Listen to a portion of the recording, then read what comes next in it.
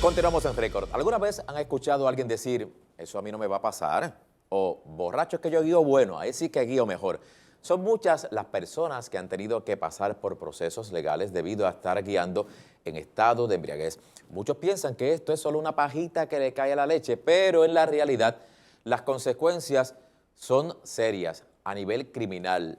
¿Cuáles son las mismas estas consecuencias? Para que quede en récord, recibimos al licenciado José Enrico Valenzuela, que nos va a orientar sobre el particular. Buenas noches, bienvenido aquí en récord. Buenas noches al público que nos está sintonizando. Bueno, yo diría que esto es como un patrón cultural, porque desde hace mucho tiempo yo escuchaba a la gente que decía, muchachos, cuando yo estoy metido en palitos es que yo guío bueno, o no, bueno, si me cogen borracho, yo la paso, a lo mejor voy a la escuelita.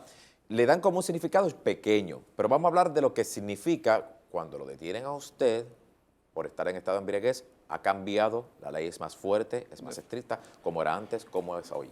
Definitivamente, Puerto Rico tiene una, como usted muy bien señala, una particularidad de que todo lo que conlleva alcohol se vende bastante y la gente lo consume en cantidades exorbitantes. Y las campañas van dirigidas a los jóvenes. Correcto. Directamente a los jóvenes. Lamentablemente, también como usted muy bien señala, la gente lo minimiza. Hay que primero establecer las responsabilidades. Aquí pues está la vertiente civil y la vertiente criminal.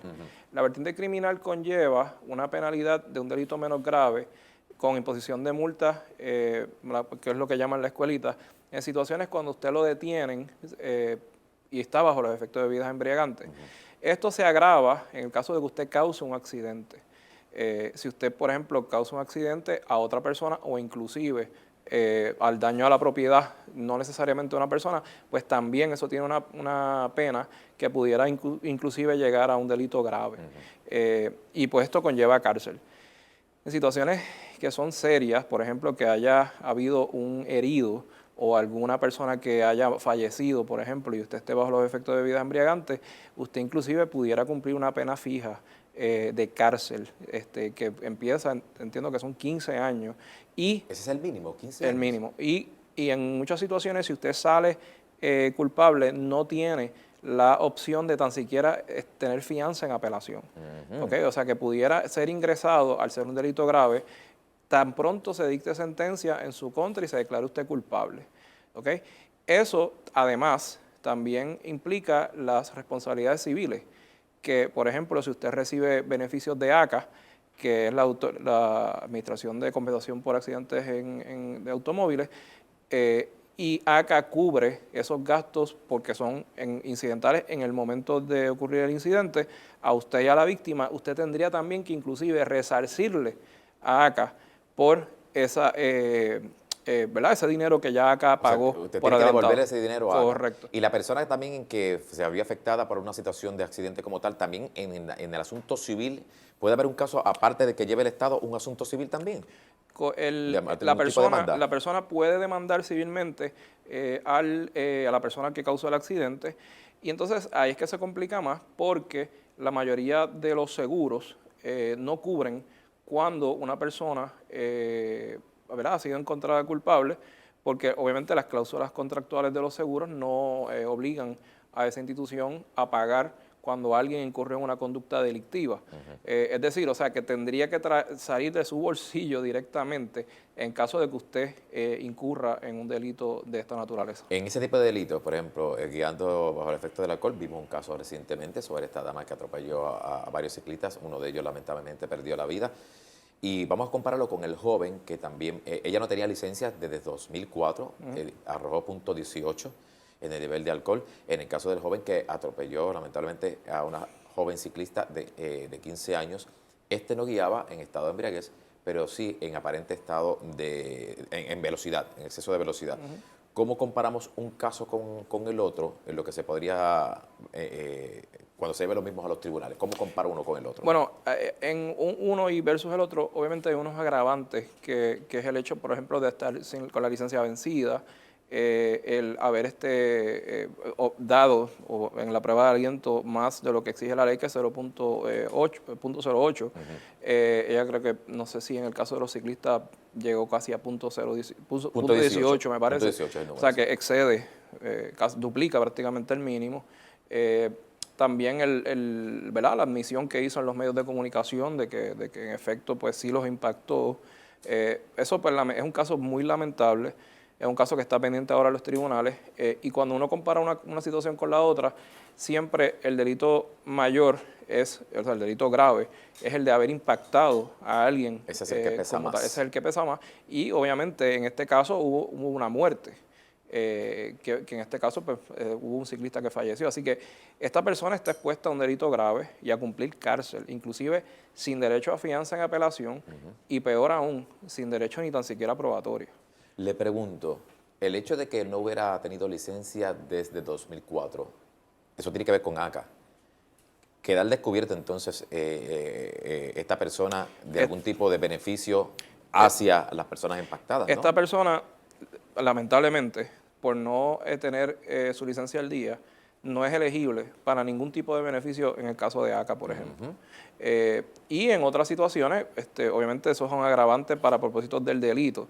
Y también hay que puntualizar, aquí no tan solo hay que responsabilizar al Estado por permitir que esto ocurra, hay que responsabilizar a los ciudadanos. Así es. Usted tiene que cumplir con la ley, y si usted tiene su carro con la licencia del auto vencida o su licencia o sin marbete o su licencia vencida también, sepa que usted va a cumplir las consecuencias de ello y no está cubierto ni tan siquiera por el seguro de responsabilidad pública, que es el seguro obligatorio. Voy a dar este ejemplo. No lo estoy asociando, pero no estamos hablando directamente a los casos. Una persona que tiene este tipo de accidente, le cobra la vida a una persona, no tiene la licencia, los familiares tienen que responder, porque si sale culpable va directamente a la cárcel, no hay manera de responder. Los familiares tienen que responder a esto. Lamentablemente, de todo lo que es carácter civil, si la persona, por ejemplo, está casada, su señora esposa o esposo tendría que responder, porque en cierta medida hay una sociedad legal de gananciales, aunque estén casados por capitulaciones inclusive, pudiera también buscarse una excepción y responder civilmente por el hecho de estar en el núcleo familiar. Así que en términos civiles es bien amplio. En términos obviamente de carácter penal, es mucho más estricto. También hay que puntualizar que cómo reaccionar en situaciones de cuando usted lo detenga. Ese dato quiero que lo exprese, porque ese dato es uno de los más importantes. Sí. Lo que ocurre cuando se da la situación, cómo usted reacciona, cómo usted responde a la misma. Pues, primero que nada, usted no cuestione al señor oficial. Usted tiene que respetar la autoridad y detenerse. Usted sepa que si hay motivos fundados, que entiéndase que es que el policía entiende que algo está ocurriendo, el policía puede registrar su vehículo. Usted tiene que, si en efecto eso ocurre, usted tiene que decir que usted está en contra de ese registro. Usted preferiblemente, mientras menos conversación negativa en términos de disputas con su señor oficial, mejor todavía. Usted no saque nunca las manos del volante, siempre tiene que mantenerse sentado frente al guía. Usted tampoco debe bajarse del vehículo, salvo el oficial le ordene que usted se baje. Usted tampoco debe rehusarse a entregar su licencia de conducir, ni tampoco la licencia del automóvil. De igual manera, sepa que si usted lo detienen, usted tiene la opción de ya sea hacerse la prueba de alcohol por sangre o la prueba de aliento. Y ese es su derecho. Usted no lo pueden obligar a hacerse la prueba de aliento en el momento. ¿Eso no le va en contra? En un momento dado, No, lo que sí va en contra es si uno se rehúsa en su totalidad, porque entonces aplicaría la presunción de que ya en efecto usted está bajo las bebidas embriagantes, y también hay un delito que se pudiera incluir, que es obstrucción a la justicia, porque usted no está cooperando con el proceso. A usted si usted en efecto decide hacerlo a través de la prueba de sangre, a usted lo van a llevar a un cuartel y usted obviamente va a estar bajo detención. Es decir, usted no puede hablar durante ese proceso porque todo lo que diga va a ser usado en su contra. ¿Okay? De igual manera, si usted le preguntan si usted ha consumido bebidas embriagantes en el momento de la detención, usted no tiene que contestar eso. ¿Debe esperar por un abogado? Debe esperar por su abogado y obviamente también cooperar, porque